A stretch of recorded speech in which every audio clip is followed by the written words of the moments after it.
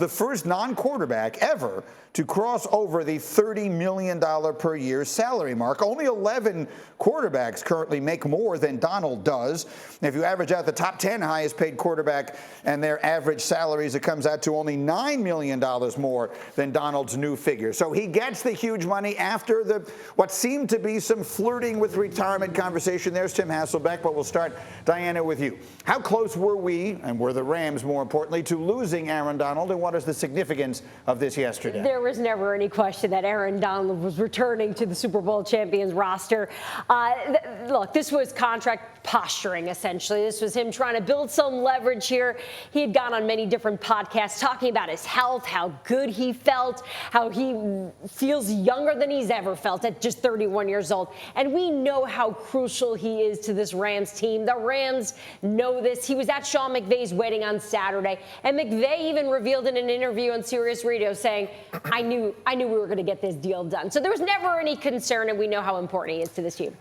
There's 95 million reasons why he feels so good. Come on, like I would be doing cartwheels right now, backflips, whatever it takes. There was no retire. He wasn't going to retire. Come on, the prime of his career. That was a negotiation. Like, okay, I'm just going to retire. Right? Because he's now the 95 mil. He's the richest non-quarterback in pro football history. It worked, and he's worth it. He deserves it. Yes. I mean, you saw it in the Super Bowl. He basically took over at the end of the game and won the Super Bowl for the Rams. So and in the NFC Championship game, if he doesn't put that pressure on Jimmy G, I don't even know if they're making it. 100%. So you look at a guy on that field, if you go into the game plan and you do not have two people for Aaron Donald, you are wrong. So he is that good, and he deserves every penny. That last play you saw there, that was the play that won the Super Bowl. He actually made the last two plays of the Super Bowl and the last play of the NFC Championship game. So Tim Hasselbeck, I'll come to you because Donald, makes his career making guys like you uncomfortable.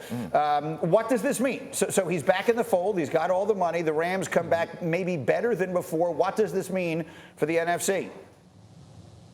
They're a Super Bowl contending team with him, and without him, they weren't going to be. I mean, it's that simple. Listen, he's so disruptive. I think everybody here understands how disruptive he is when he is on the field, and what that does for everybody else. Creates opportunities for other pass rushers, allows the secondary to play more aggressively. And I think that Diana and Rob were exactly right to bring up kind of the ability to close out football games. When you talk about quarterbacks, like how do they play in a critical moment when they're down? Well, look, pass rushers, like the elite pass rushers finish football games. They close them out. They end games. And Aaron Donald did it in the biggest moments a year ago. Like that's really what matters for pass rushers, not a sack in a blowout game at the end of the half or something like that. It's how you close football games out. I think that matters the most. Yeah. It's a really interesting point because we're so accustomed to Super Bowls being won by a last-second touchdown. This guy won the Super Bowl every bit as much as John Taylor or anybody else ever did. So what does this mean in the NFC? Now that we sort of see what the rosters are going to be, who's the favorite to win the NFC, Diana? I spent so much time around Teddy that I know how difficult it is to repeat, but I've got the Rams. Despite the fact that Stafford led the league in interceptions and their defense only ranked 15th, I think they're even better now. They were still able to go on and win the Super Bowl. I think they'll do it again. Ninko, I'm not even sure I should bother asking you, right? Obviously, you're going to take Brady. Oh, yeah, you're the home guy. Brady. You're going with the Bucs. No, I'm not. I'm going with the Rams. I'm going with you on this one because you have to think about Stafford, right?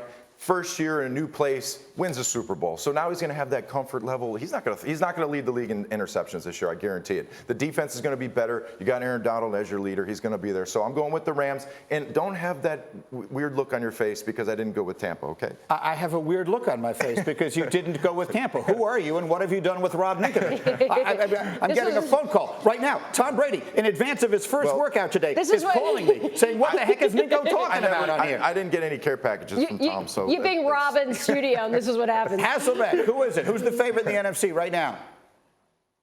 I think it's the Green Bay Packers, and I think a lot of people may be surprised because they lost Devontae Adams, but I think we're going to see a different looking team in general. I think they're going to be better on defense, and offensively, I don't think they're going to be reliant so much on the passing game. They've got two outstanding backs, and I think we're going to see really a more balanced attack, which I think ultimately ends up being a more effective Aaron Rodgers when it matters the most late and quite honestly in the postseason.